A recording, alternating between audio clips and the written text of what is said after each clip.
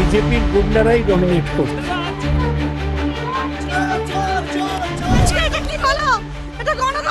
এটাই বেঙ্গল পলিটিক্স, মানে উত্তেজনা বেশি।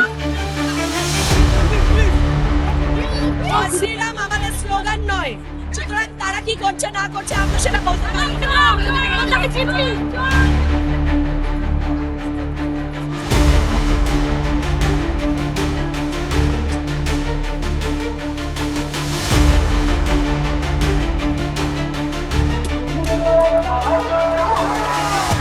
আমি এই মুহূর্তে দাঁড়িয়ে রয়েছি একেবারে হাজরা মোড়ে। একেবারে দেখতে পাচ্ছেন হাজরা মোড়ের চিত্রটা। এখানে কিন্তু একেবারে ধুন্ধুমার পরিস্থিতি সৃষ্টি হয়েছিল। আজ বালিগঞ্জে বাড়ি থেকে হাজরা মোড় পর্যন্ত একেবারে তৃণমূল কংগ্রেসের মিছিল ছিল, যেই মিছিলে কিন্তু হাইকোর্ট থেকে পারমিশন ছিল। তারপরও গোটা মিছিল জুড়ে আমরা যেটা দেখলাম যে সেখানে বিজেপির একাধিক সদস্য কিন্তু এখানে এসে চোর চোর স্লোগান থেকে শুরু করে একেবারে মুখর করে রেখেছিল সেই মিছিল, এবং তারপরে দেখা গেল এখানে মার ধর একেবারে ধুন্ধুমার পরিস্থিতি। কিন্তু এখানে তো মিছিলে মাত্র জয় শ্রীরাম এইসব গান পাচ্ছে। জয় শ্রীরাম আমাদের স্লোগান নয়, সুতরাং তারা কি করছে না করছে আমরা সেটা বলতে পারবো না। দ্বিতীয় নম্বর কথা হচ্ছে, আমাদের কোর্ট থেকে পারমিশন নেওয়া ছিল এইখান থেকে 2:30 থেকে আমাদের হাজরা মোড় অব্দি মিছিল হবে একটা, আমরা কোর্ট থেকে পারমিশন করে দিয়েছি। সেখান থেকে দাঁড়িয়ে আজকে যারা যারা এই বিজেপি ঝান্ডা ধরে এই জয় শ্রীরাম চলছে, বাট তোমরাই কি ভালো করে বলতে পারবে, বুঝতে পারছো যে কি করা হচ্ছে? বিরোধীদের কণ্ঠরোধ করা হচ্ছে। কণ্ঠরোধ করা যাবে না। কিন্তু আরজি করার সময় কি আপনি মিছিলে নেমেছিলেন এইভাবে বারুইপুর কাণ্ডে? বারুইপুর আরজি করার সময়ে আমি মিছিলে না নামলেও আমার জননেত্রী মিছিল করেছিল।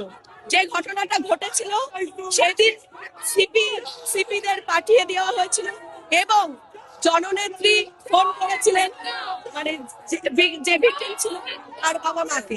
সুতরাং এটা বলা যায় না। বারুইপুর কাণ্ডে তো এনকাউন্টার হয়ে গেছে, তাহলে আপনারা জাস্টিসের দাবিতে কেন? জাস্টিস কখনো চেয়েছিলাম, জাস্টিস এখনো চেয়েছিলাম। মানে জাস্টিস তো হচ্ছে, স্বয়ং বারুইপুরে যারা নির্যাতিতার পরিবার তারাও খুশি। তারা যদি খুশি হয়, তারা কিসের জন্য কি কারণে খুশি এটা আমার জানা নেই, তাদের ব্যক্তিগত ব্যাপার।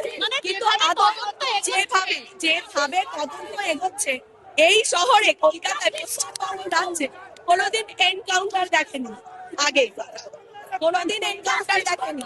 এনকাউন্টার দেখেনি বলেই তাই জন্য অপরাধও বেড়েছে। এটাই তো মানুষের কথা, যে অপরাধ সব মানুষই সাধুবাদ জানাচ্ছে এই এনকাউন্টার। সব মানুষ বলো না, সব মানুষ বলো না, তোমাদের মতো কিছু মিডিয়া আছে তারা বলছে। এক, দ্বিতীয় কথা, সেই অপরাধ যে অপরাধ করেছে অবশ্যই সে ঘৃণ্যজনক কাজ করেছে, কিন্তু সেটা প্রমাণ করবে কে? মহামান্য আদালত। আদালত বা আইন কারোর হাতে তুলে নেওয়ার জন্য নয়, এইটুকু আমি বলতে পারি। জাস্টিস জাস্টিস করে আপনারা আজকে পথে নেমেছেন, সেখানে তো একজন এনকাউন্টার হয়ে গিয়েছে অলরেডি এবং পরিবারও খুশি, নির্যাতিতার পরিবার, যে গতিতে তদন্ত এগোচ্ছে।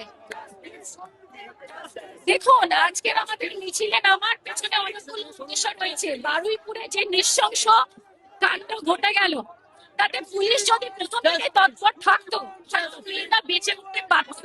আমরা দেখলাম লোকাল লোকজনকে ডেড বডি উদ্ধার করে, কিন্তু পুলিশ সেটা করলো না।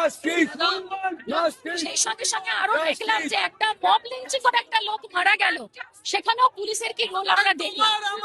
আজকে দেখা বিরোধী হিসেবে আমরা পথে নেমেছি কোর্ট থেকে পারমিশন নিয়ে, কিন্তু রাস্তায় আমরা দেখছি আরো মায়ের মজুদ।